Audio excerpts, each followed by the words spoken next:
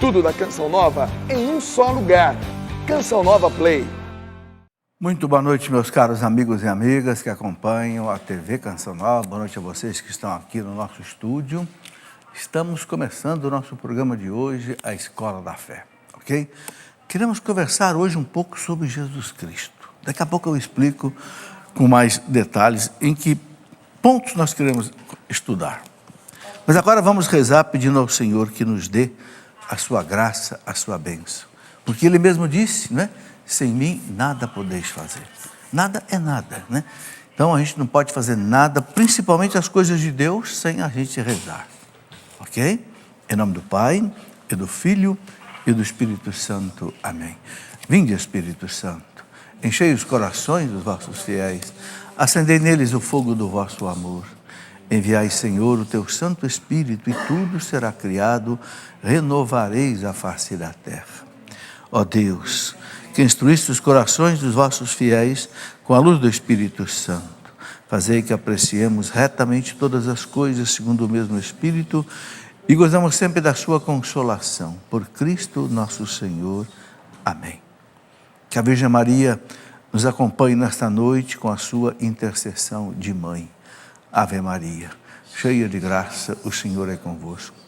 Bendita sois vós entre as mulheres, e bendito é o fruto do vosso ventre, Jesus. Santa Maria, Mãe de Deus, rogai por nós, pecadores, agora e na hora de nossa morte. Amém. Glória ao Pai, ao Filho e ao Espírito Santo. São José, rogai por nós, em nome do Pai, do Filho e do Espírito Santo. Amém. Muito bem, bem-vindo a vocês. Eu sei que nós temos aqui amigos do Rio de Janeiro, né? De São Paulo também, capital, Cachoeira Paulista. Sejam bem-vindos à nossa Escola da Fé. Como eu disse, hoje a gente vai conversar um pouco sobre quem é Jesus, né? São Paulo tem uma frase muito interessante. São Paulo diz assim: para mim, eu tenho tudo como perda, como se fosse esterco. Para mim, o mais importante é conhecer Jesus Cristo. O resto, para mim, São Paulo diz, é como se fosse perda. Então, para conhecer um pouco mais Jesus Cristo, é que eu quero fazer 2 programas, esse e o que vem. Hoje quero conversar um pouco sobre as credenciais que Jesus apresenta da sua divindade. Jesus é Deus. Teve um padre espanhol que escreveu um livro maravilhoso, Jesus Cristo é Deus. Esse livro eu li há mais de 40 anos atrás. E sabe quem colocou na minha mão esse livro? Monsenhor Jonas Abib. Quando eu era um jovem de 20 anos de idade. Extraordinário esse livro. Esse padre José Antônio de Laboru, um padre espanhol, fez 5 conferências falando da divindade de Jesus. É o que eu vou mostrar um pouco daqui hoje. E depois eu quero mostrar na semana que vem, Jesus nas profecias dos profetas. Como é que os profetas eram, né? São mais de 30 profecias que anunciavam o Messias, para que quando ele chegasse, fosse reconhecido. Muita gente reconheceu, mas muita gente não identificou. Ok? Bem, eu quero dizer que todos esses slides que nós vamos ver aqui hoje, você pode encontrar aí no nosso facebook.com/Escola da Fé. E eu gosto de dizer isso porque, de repente, você pode usar aí na sua pastoral, na sua catequese, ok? É feito com muito carinho, né? A produção me ajuda, né? Nós vamos preparando isso aí. E também, todo o material, todos os programas da Canção Nova que você quiser assistir, você pode entrar lá no youtube.canção nova. Esse você assiste pelo canal aí, né, do YouTube. Você assiste qualquer programa da Canção Nova, ok? De graça, sem nenhum problema. Bom, quem foi à missa hoje e viu o Evangelho, aquele Evangelho maravilhoso de São Mateus, capítulo 16, que a igreja coloca várias vezes durante o ano. Por quê? Porque é o texto talvez mais marcante do Evangelho sobre a igreja. Jesus estava lá na chamada Cesareia de Filipe. Filipe era aquele filho de Herodes, né?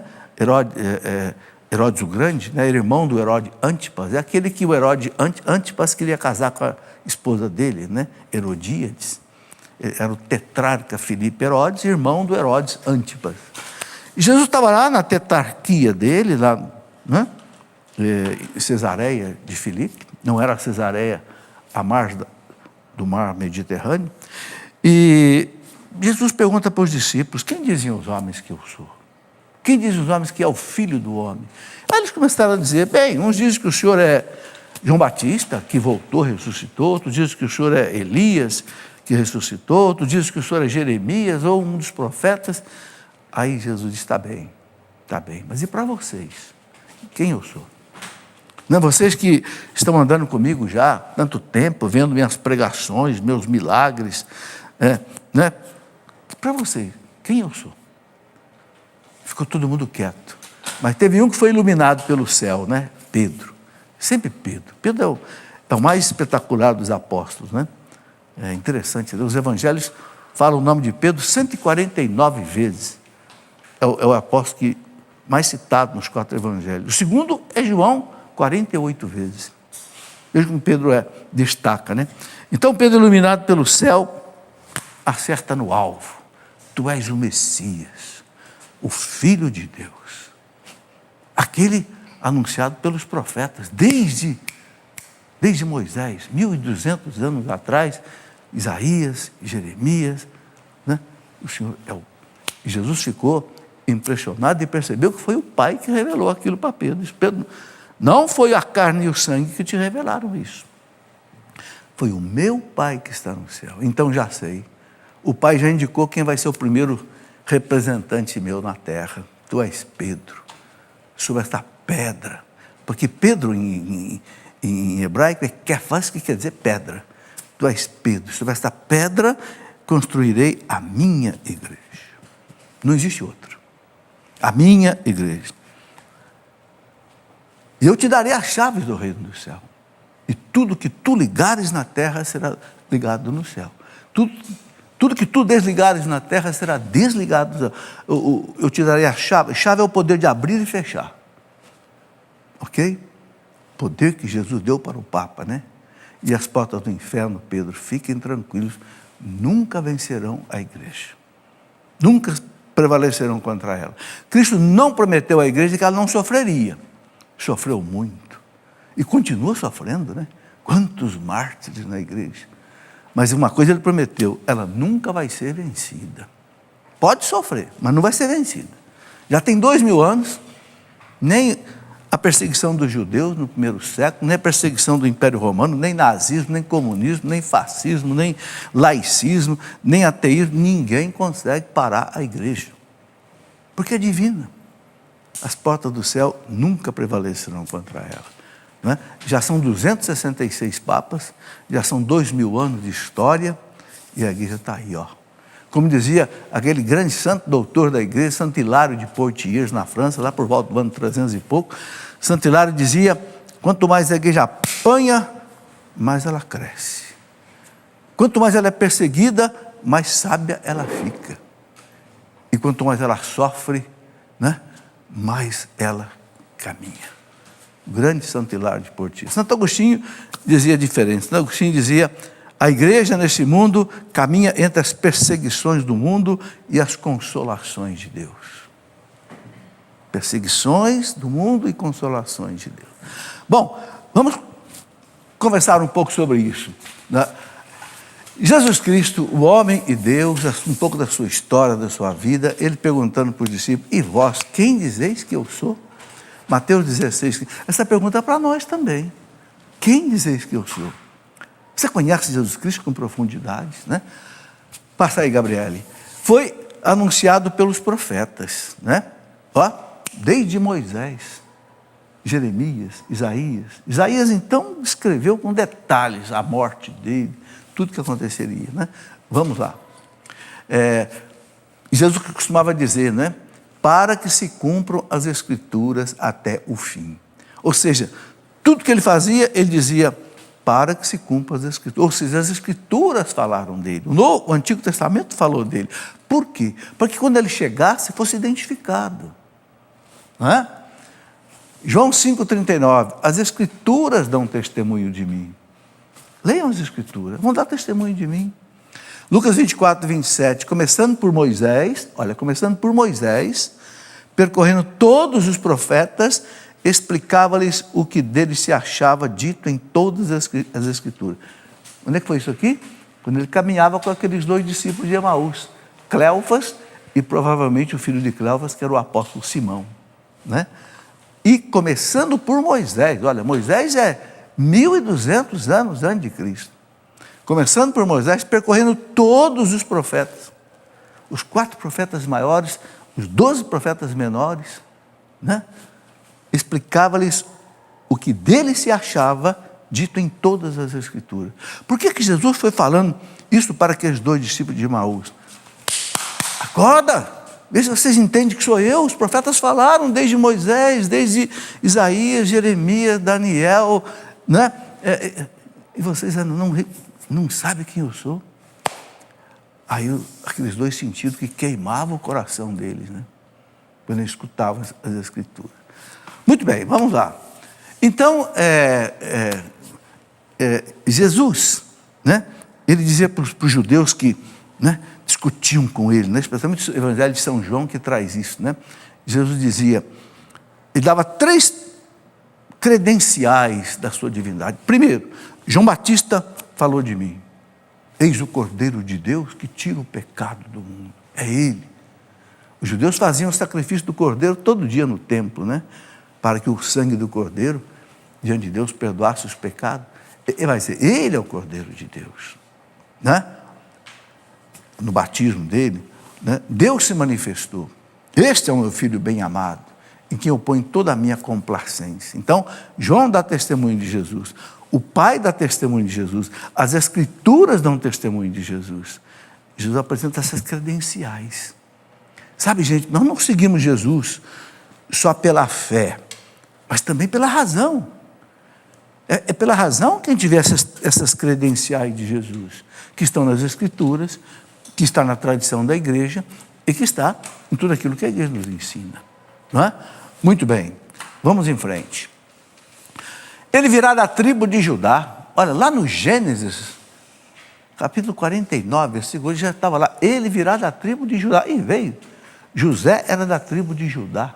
Maria provavelmente também. Por que fala José? Porque os judeus contavam a descendência só do pai. E José era o pai legal de Jesus. Né? O Senhor teu Deus suscitará dentre teus irmãos um profeta como eu. É Moisés falando. É a ele que deveis servir. Lá no Deuteronômio, capítulo 18, versículo 15. Né? Moisés já dizia, Deus vai mandar, né, um profeta como eu. Ou seja, que vai guiar o povo. Moisés guiou no Antigo Testamento, o Cristo que guia na Nova Aliança. Vamos lá. E aqui, 2 textos que eu coloco. Um de Isaías, capítulo 61, para mostrar aí como é que os profetas já anunciavam Jesus, né? Lá na sinagoga de Nazaré, né? O Espírito do Senhor virá sobre mim, pelo que me ungiu para evangelizar os pobres. Me enviou a sarar os contritos de coração, a anunciar os cativos a redenção e aos oprimidos a pregar o ano favorável do ano do Senhor e o dia da retribuição. Jesus, quando chegou na sinagoga de Cafarnaum, pediu a Bíblia, né? Que antigamente era um rolo, né? Não era assim hoje, de páginas, né? Era pergaminho enrolado. Ele abriu exatamente no profeta Isaías, essa passagem aí, e diz, hoje se cumpriu essa escritura. Sou eu que o profeta Isaías falava há 700 anos antes. Olha que coisa impressionante, né? Ele diz, hoje cumpriu-se essa escritura que acabais de ouvir. Está lá em Lucas 4,16, São Mateus cita também. Ou seja, as Escrituras dão um testemunho dele, né? Vamos lá. Né? Aí, a divindade de Jesus. Como é que a gente vê essa divindade de Jesus? Mostra aí. Né? Veja, os milagres mostram a divindade de Jesus. Já que os racionalistas disseram que os evangelhos são autênticos, não tem erro, então quem é que prova a divindade de Jesus? Os milagres de Jesus. Hã? Se os evangelhos são autênticos, então vamos lá. Então, andou sobre as águas sem afundar. Será que alguém que um ser humano simplesmente consegue fazer isso? Que suspende a lei da gravidade? Por que ele suspende a lei da gravidade e não afunda? Porque ele criou a lei da gravidade. Ok? Multiplicou os pães, ou seja, ele cria do nada, de 5 pãezinhos matou a fome de 5.000. Algum ser humano é capaz disso? Não. A teologia diz que para fazer isso você tem que ter um poder infinito. Tirar alguma coisa do nada. Faça-se a luz foi feita. Fiat lux, a luz foi feita. Né? Multiplica o pão. Ok? Curou leprosos. Não tinha cura no tempo de Jesus. Ele cura, toca e cura. Quer dizer, os milagres de Jesus, pode passar, mostram a divindade dele, né? Dominou a tempestade, deu ordem aos ventos, cala-te, né?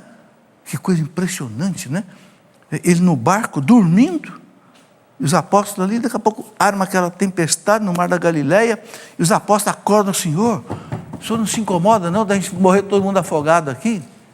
Ele acorda, gente de pouca fé, dá ordem para o vento, silêncio, dá ordem para o mar, cala-te, e fez-se bonança. Por que ele dá ordem para o vento? Por que ele dá ordem para o mar? Porque ele criou o mar e o vento. A gente sabe que o vento é fruto da convecção térmica, mas tudo foi ele que criou, né? Expulsou os demônios, né? O demônio ficava apavorado quando via Jesus, sabia que ia cair fora, porque o reino dele chegou. Tirou o reino do mal para implantar o reino de Deus. É um sinal da presença do reino de Deus. A cura, os milagres, os exorcismos, sinal que chegou, né? Um novo rei. Curou tantos paralíticos, né? Chegaram a descer um paralítico lá pelo teto, né? Porque não conseguia entrar na casa. Então os milagres de Jesus são prova da divindade dele, né? E aí, os racionalistas disseram que os evangelhos são autênticos. Então tá, então vamos lá.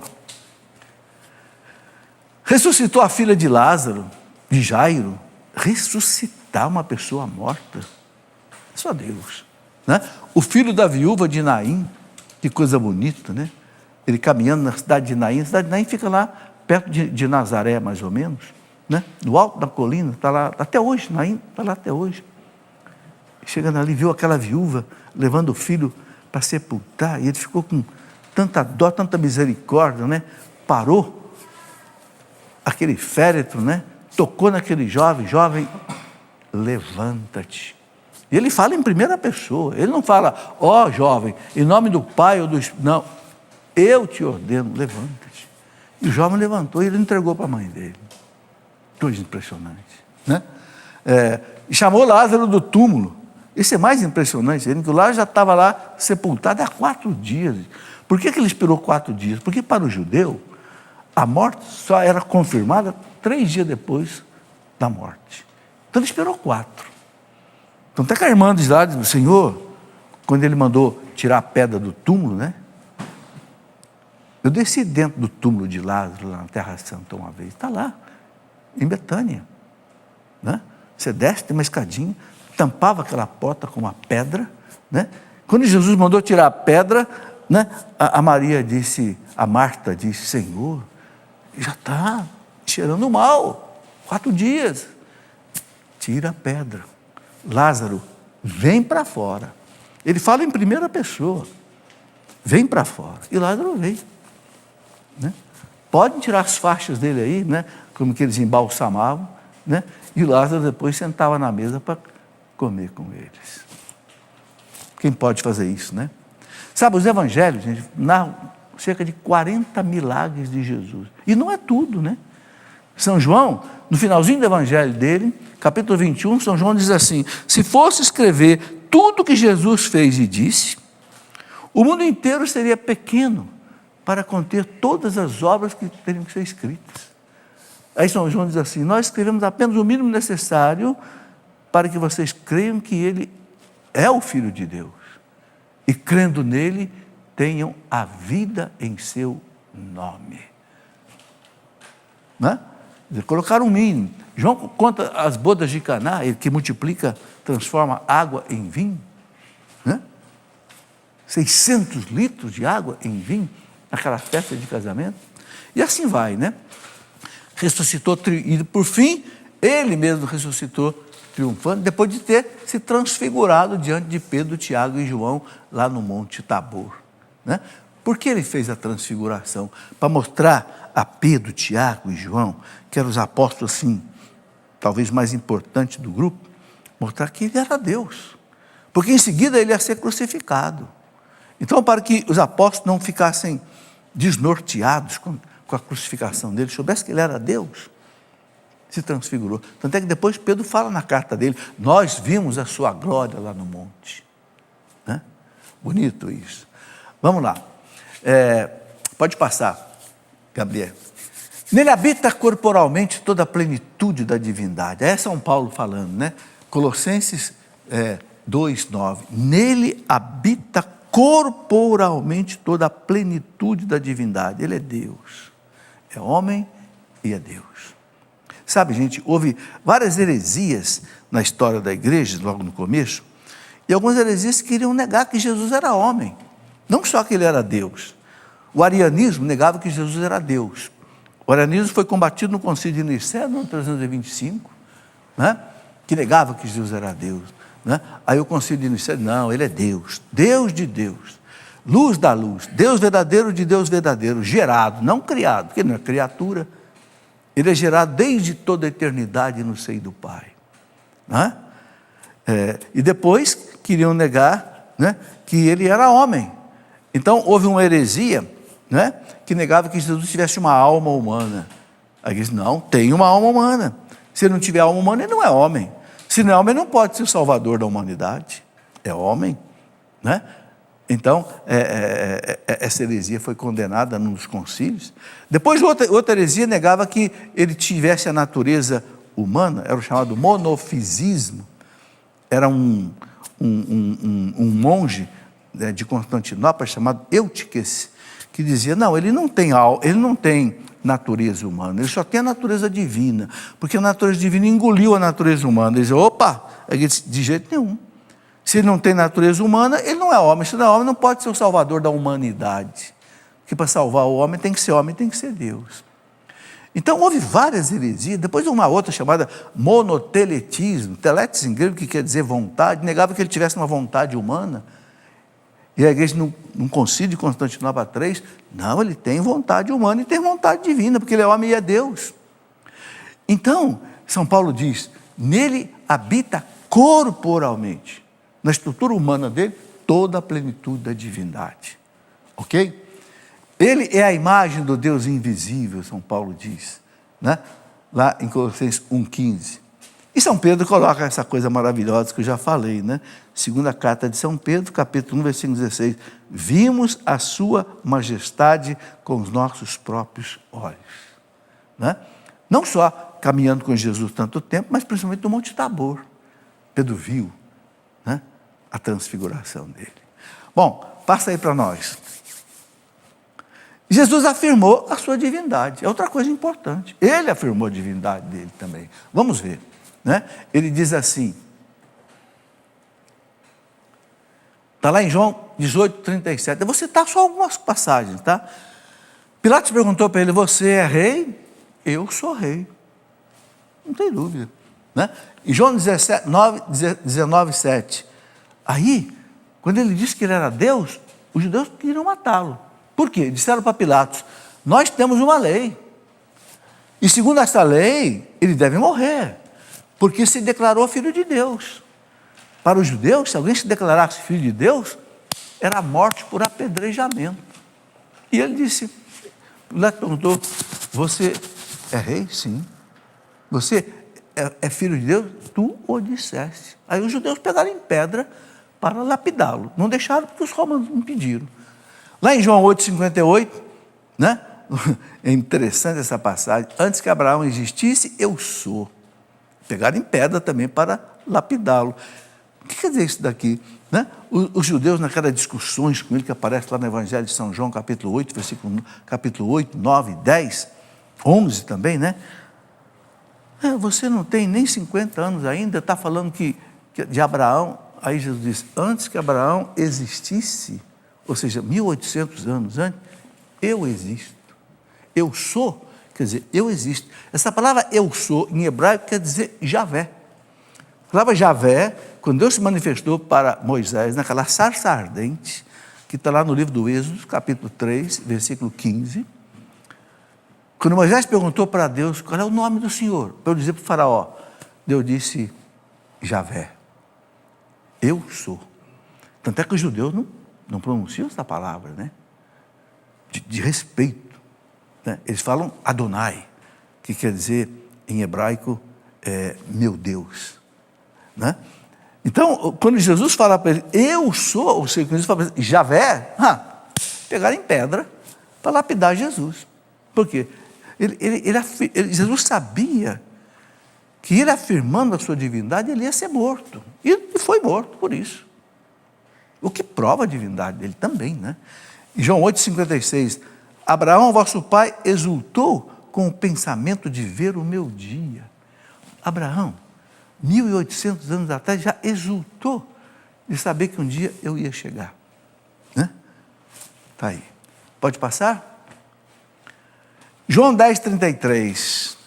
Não é por causa de alguma boa obra que queremos apedrejar-te, disseram os judeus, mas por uma blasfêmia, porque sendo homem te fazes Deus. Olha aqui por que mataram Jesus. João 10,33. Não é porque, né, você fez alguma obra boa, curou, não, é porque você sendo homem, você se fez de Deus. Então você tem que morrer.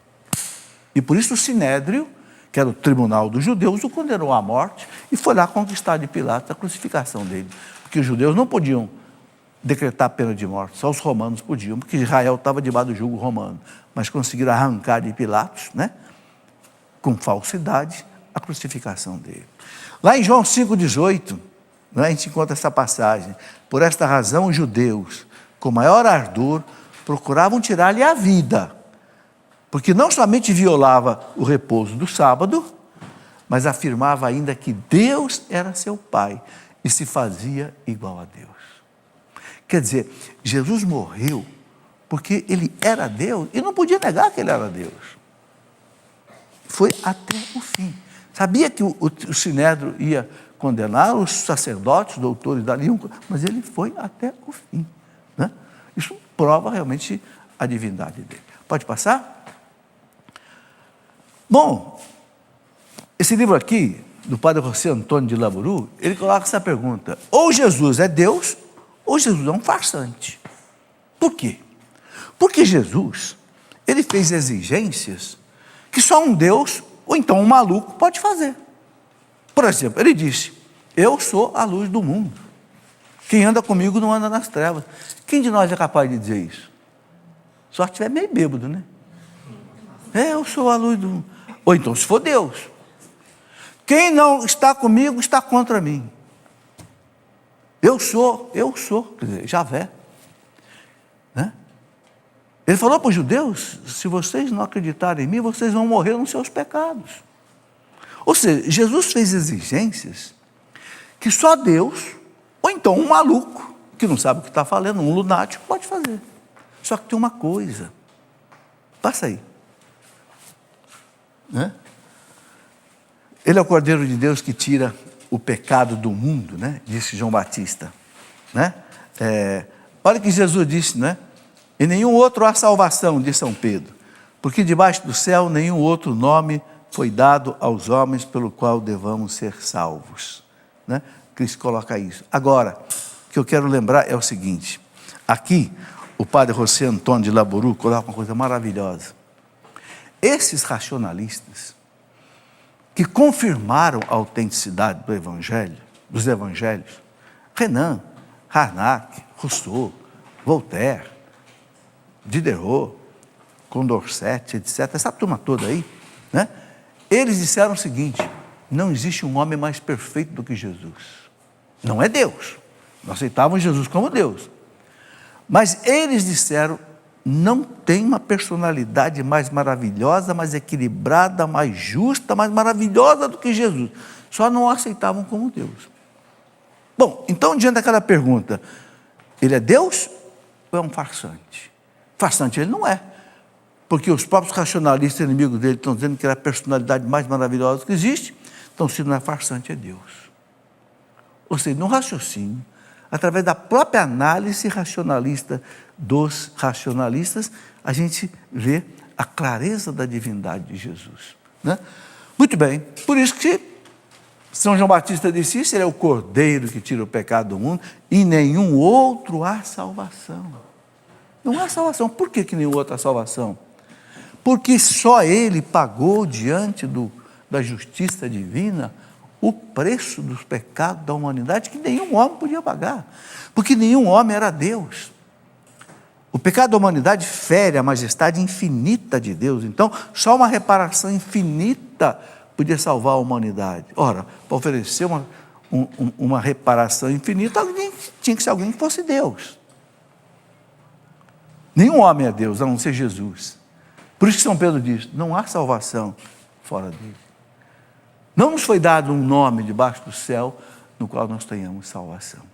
Sabe, gente, essas são as credenciais de Jesus. Você sabe o que quer dizer credenciais, né?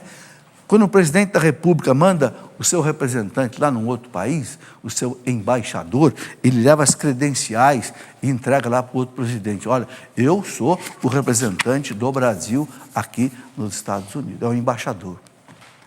Então, está as credenciais. Aí o presidente aceita. Então, também na fé, a gente não pode ir aceitando qualquer coisa, não.